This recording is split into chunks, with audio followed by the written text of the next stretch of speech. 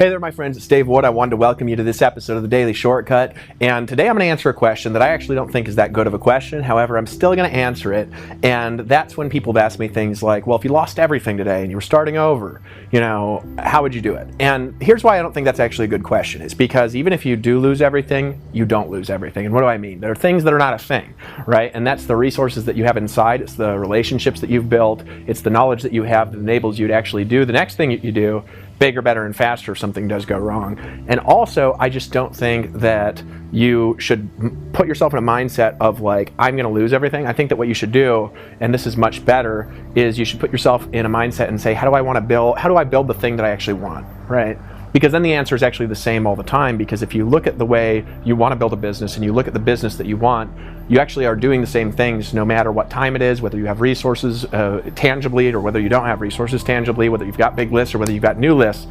The strategy is essentially the same. It just involves different financial metrics and different mindsets and goals. So there's a thing that's before all these points I'm going to go through today. I'm actually going to go through 7 things that I would do if I didn't have anything to start as far as external resources. Now, these 7 things I'm doing now anyways, right? So it's really like, I wouldn't really change much that I'm doing. I might change the order and process depending on the financial resources, but these are the 7 things you should do. But this is after you do the initial core thing. And what's that core thing? You've got a vision, you've got a dream, you've got clarity on where you're going.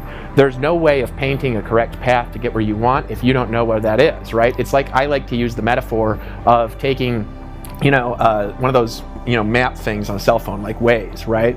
And saying, I want to go nowhere. And just wait and see what directions it gives you, right? Unless nowhere is the name of a building in your town, probably it's not going to give you directions because there's no way to give you directions to somewhere that you don't know where it is. Does that make sense? You got to know where you're going. That prefaces any of these 7 points. But with that being said, let's talk about what you'd actually do and what I would do if I didn't have external resources to start, how I would build up my presence, my brand, and how I would do it. And there's certain things that now I know how to do better, so I'd actually do a better job than I've done in the past. And that's actually what I'm doing right now anyways. So let's go through them. Number 1, here's what you want. You want products to sell in a market you can sell it to them, and you want a funnel for those products. And so, like, people phrase this like a sales funnel and products to sell, but really, you just want great products that deliver value in a market you're selling to and a funnel to sell those products. And a funnel, all it really is, it's a method to get your products in front of the right people who want to buy those products that actually is proven to work, that has proven conversion numbers for that particular kind of a product. And so number 1, you need products. You need products to sell. You need products that give value to that marketplace, and then you need a way to get them to that marketplace, right? And that's step number 1. Step number 2, what is it? I would build my business like I'm building it now, and that's through content, right? Content has always been king on the internet, and there's a reason why content is king. Content is king because content is the method that builds rapport with audiences of people that you don't know yet. And why I say you don't know them yet is because you want to get to know them and you want to build rapport, which is an actual responsive connection with that audience. And the way that you do that is by giving them what they want, and what they want is to learn things, right? Now, this has been studied and proven to be true over a lot of time. And actually, the best buyers are the best learners, especially in a space if you're doing home business, network marketing, if you're doing information marketing, if you're selling info products or seminars, right? It's not really a useful thing to try to sell those kind of products to people that can't even read, right? And people that can't read, they're great too. We need to educate them on how to read, but you want to sell to people that are thinking people, that ask questions, and the way to do that is by providing content. And when you provide content, you actually learn the material that you're learning better anyways. You build rapport with the audience, and everyone loves it. Facebook loves it. Affiliates love it. Affiliate marketers love it. People not in home business love it because content is something that gives value to an audience of people that you're marketing to. Now, step number 3, after we start building out the content, that's to optimize your content process. And so the best way, let me give you an example of some different tests that we've done and that I've seen other people do. For example, I was reading an article by Digital Marketer the other day, and this is something that they've done in their marketing, and I've done it as well. They tested sending people right to a lead capture page that then went into to a tripwire, and they tested that versus sending somebody to content and then retargeting people that saw the content back to the same capture page, back to the same tripwire. Option number 2, it was like 3 times cheaper than option number 1, and it produced better buyers because it was cheaper to get the content in front of people because they liked it, they shared it more, and then when they shared that content and visited it, they got in front of more people that then knew who they were, so when they marketed their capture page to them, it was way cheaper, right? So content builds rapport, and if you optimize your content traffic to get more conversions, you're going to be better utilizing your time. And the cool thing about content is it continues to work forever after you've produced it if you know what you're doing. And so when I put content out there in the marketplace, it just keeps working and working and working and working. So you want to take your content, which is videos, it's articles, it's Facebook content, it's blog posts, and you want to optimize that content in order to produce as many quality leads as you possibly can. I like to say quality leads because leads are not created equal. A lot of people think about leads like an email address, and while email addresses are good, that might be an email address of somebody who knows who you are, who trusts you, who wants your information, and it might just be an email. They're not the same. Buying leads lists is not the same as getting responsive leads that are connected into your process because you're giving value in the marketplace. You want to optimize your content process to lead flow. Now, step number 4 is what? What you want to do is you want to then build personalized sales processes to actually sell people what they want in the way that they want to buy it. And here's the reality, and this is something especially a lot of new people don't want to do, and it's because they get involved in a business and they want to be like a cold mechanical traffic robot. Now, I know lots of guys who are like that, and they just send traffic at things and they win big. And the way that they do that is they have lots of money, they have lots of experience, and they've got mechanical math brains that are like Einstein. However, most people, when they get involved in a business, they're not good at that, and there's a lot of mechanical skills that go into doing that right, and if they try to do that, it's actually destructive to who they are because they need so many leads that they can't afford to buy because they don't understand conversions. That doesn't work that well. It works way better to teach a new person a very simple, very replicatable, very fast to work method where they can just connect traffic to a personalized process, actually connect with that person or get a coach on the phone with that person and help them get what they want. That's like I'm going to help you buy what you want, not I'm going to sell to you. Does that make sense? Build a personalized sales process. It's how I built all my businesses. And actually, even before I started my company back in 2011, I was the #1 recruiter in 4 direct sales companies. And it was because I had personalized sales processes. Now, step number 5 is you want to optimize that sales process and optimize your lead process to get good, profitable math. Now, I saw a post on Facebook earlier today, and if you hear the wind blowing, you can just pay attention more. I know I'm standing out here in the middle of the night in Costa Rica, and I was looking at this Facebook post earlier today. It was Lawrence Tam, one of our $1 million earners, and he was discouraged because he said one of his kids, they didn't want to study math anymore, or they decided they didn't like math, and he's like, you know, that's the foundation of building a business is actually math. And what do I mean by that? Well, if you don't learn what your metrics are for your business, there's no mechanical way you have of actually scaling that business. In other words, you're just guessing everywhere, right? And I like to liken it like boxing in the dark, right? There's martial arts that can fight in the dark if they're touching, right? You do that through touch reflexes because you're seeing with your hands. I do that in Kung Fu. But if you take something like boxing, they're swinging their fists in the dark. I actually have seen a boxing match where people do that and they put on a blindfold and just throw their fists everywhere, and that's crazy, right? You don't want to build your business in the dark either. And so what you want to do is you want to build metrics that work in your business to help you get what you want. And actually, if you put your email in below this video, on the next video, I actually give you 5 keys to making $100,000 a year in 2016 that I did with a friend of mine. Together we've done $300 million in sales online, and we've done it through these 5 steps. Now, when you watch those steps and you take a look at it, what we're actually talking about is developing metrics where you can track your business and you could grow your business through some sort of predictable model. So if you know, for example, that every time you get somebody into a connected sales process, it's worth $500 to you, the only question is how much does it cost to get somebody into that process and how many times can you repeat that through the day, and then you could just use that to construct an income. So for example, if you could have a conversation, make $500 an hour, and then you could have 6 of those conversations a day, well, you could predictably, over a period of 10 or 20 people, predictably you could make $3,000 a day just by understanding that math and getting 6 appointments, right? That'd be an example of something that you could do to build a business. Now, is that the best way for you?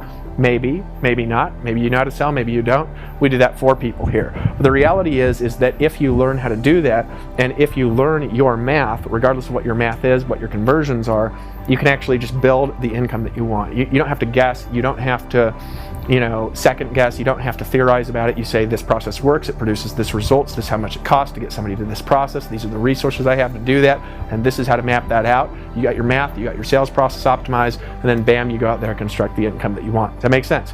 So step number 5 is that. It's to optimize the sales process to build profitable math in your business that you understand. Now, step number 6, this is what I do next, and this is what I encourage you to do, is to build a team to help them get rich too, right? Now, you can think about that in a lot of different ways. You can think about that like employees, contractors. You could think about that like recruiting affiliates. You could think about that like recruiting customers who then recruit customers with no compensation because they want to. There's a lot of businesses that build well like that. There's a lot of societies and churches that build well like that. But I like building things through team. And here's why. I like the words for team. It means together everyone achieves more. And if you're the only one building your business and you're always in your business, you can never actually work on building systems for your business. So the way that you do that is by having the right people doing the right things right? And you want to have good people doing something that they're highly skilled at that adds value to your business and has profitable math as well. So an example of that would be in the network marketing industry, you build a team by recruiting. Now in recruiting, everybody wants to just send somebody to a capture page and get a sale, which works for recruiting. However, that does not produce people that stick around for a long time in general large numbers.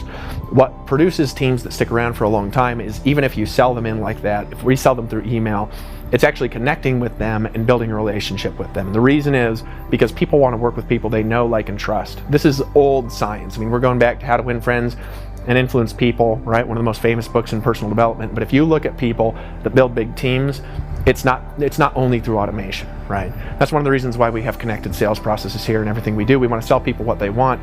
However, if I was going to build a team and if I was starting from zero, I'd actually just be doing that and then adding to any process that was going on in the company. So I'd actually put myself out there and actually connect with people, because those people, they're going to stay in longer, they're going to produce more results, they're going to succeed more, you're training them better, right? So if you're willing to go out there and as you gather emails, you don't have to do it a lot. But if you take, for example, this is an example of how you could build a personalized sales processes and optimize conversions, right? And lower the leads required in order to produce a result. All you'd do is you'd take whatever process that somebody is giving you or whatever funnel you had for a company, and in the follow-up sequence, just insert something where somebody could go through an appointment schedule, or something could fill out an application where you could get to know a little bit about them, give them a call, and you could help them through the buying process on the phone. And I like to say you don't want to close people, you want to open them, right? And that's actually what you'd want to do. Because if you build that relationship with people, you're building an army of people that are more like apostles than they are customers. And that's the fastest way to return your money that you're putting into marketing, and return the money you're putting into content marketing. But the mistake people make is they try to do it all day long, or they think they got to be on the phone all day, and that's just destructive. And the reason is because there's this old saying, and let me describe it like this, and I'm trying to explain a concept to you that really has helped me make a lot of money. There's an old saying in marketing that says that great marketing, or great products make marketing easy, and then great marketing makes selling easy. So the purpose in your marketing is to make sales easy, because if you can make the lives of the salespeople easy and you're only selling to people what they want to buy, selling's tons of fun, and it's really easy to do, it's really easy to teach. But if you're trying to sell people who don't want what you're selling, right, there's no manipulation line you could use that effectively works, right? And everybody tries to learn them. They're like, I just want to get the closing line that works. And there's lots of closing line that works with the right people, and there's lots of closing lines that don't work with the wrong people. And so you can't really say the right thing to the wrong person. You can't say the wrong thing to the right person. That's the reality of it. When you've got good rapport, you've got good connection, and you're willing to really work with people, build a team, you can very efficiently use your time to construct about any income that you want. And that's what I've proven again and again over the years, and I'm doing that right now. And so if you're asking what would I do, well, that's what I would do. Now here's the next step that I would take in my business. Step number 7, and I'll repeat them very quickly for you, is that I would empower leaders to create leaders. Now when you put in your email down there after you write in a comment on today's episode, when you comment, you have the actually opportunity to win something free, like a free book or a free consultation session, by just writing a detailed comment and then putting your email in there. And here's the thing that I really want you to understand is that there's a difference between selling and empowering people to be leaders, right? And what is a leader really? And this is really a concept that I've got in my mind that I've not really actively shared a lot, but what's a leader really, and how do you empower somebody to be a leader? A leader is not somebody who produces, it's not somebody who sells. You could be a salesperson and not be a leader, and you could be a leader and not really be good at selling, right? Although most leaders are pretty good at selling. So it's actually, I shouldn't say you could be a leader without selling, because you got to be able to sell at least yourself to other people and sell people on doing things, and that's part of selling, right? But you want to empower people to be leaders. And how do you do that? You got to let them go out there and build their business, right? And you got to empower them and give them tools they need to do it, but not do it for them. What I mean is, like, do you want something that does a lot of things for people? Yes, you do. Do you want to have systems in place that help people sell? Yes, you do. Do you want good tools and good conversion metrics and good math in place and good email systems in place? Yes, you do. But what don't you want to do? You don't want to pretend to people they're not going to have to do anything, and you don't want to micromanage people to death and make it so they can't do anything. You want to empower them to go out there and build their business, and it's up to them whether they do it or not, and you're there to support them when they do. Because what I learned through a lot of experience is that people who don't produce, they want hand-holding. And people who like to produce and are willing to work, they don't want hand-holding. What they want is somebody to be there with them. The big difference, isn't there? And so you are looking for people who are looking to be leaders, and you're just empowering them to go out there with the tools that they need in order to get the result that they want. Now that is what we're here to do. So let's repeat those 7 things again. Step number 1, you want products and you want a funnel to sell those products. Step number 2, you want to build out a daily content marketing process. Step number 3, you actually want to optimize your traffic that you're getting through your content process to build relationships with the right people and get the right kind of lead flow. Step number 4, you want to build a personalized sales process to sell people what they want with the amount of money that they've got that's appropriate for them in your target market. Step number 5, you want to optimize that sales process to create profitable math that gives you a predictable way to grow your business. Step number 6, you actually want to build a team and help them get rich, help them live their dreams. They might not want to get rich, but they want to live their dreams. So whether you're working with employees, contractors, whether you're recruiting affiliates, you want to help people dream, help people build a life, help empower people and build them up, which fits into step number 7, which is to empower leaders to create results. And you do that by being with them, not doing it for them. You do that by giving them tools and keeping them accountable if they want to be accountable, and if they don't, they can go somewhere else. It's fine. You want to empower leaders to create other leaders, to create generations of people that transform the world around you in your particular industry. Those are the 7 steps I'm doing. Those are the 7 steps I would do. Wouldn't matter my lead size, wouldn't matter my audience size, it wouldn't matter if I had financial resources. Those 7 things, they work 100% of the time. Hope that answered your question. Put your email in now. I'll give you the 5 things that will help you make $100,000 this year, potentially. See our income disclosure, and leave us a detailed comment. We'd love to send you some sort of free inspirational book that's helped me on my path to generating a couple $100 million in sales. And actually on the next page, I've got a friend with me who's done another $100 million in sales together. We've done $300 million. We'll show you how in that video. Put your email in right now, and I'll see you, and I'll also give you a couple other bonuses to help you take this information and apply it, which includes audio today and also a PDF. I appreciate you, and I'll see you in the next episode, my friend.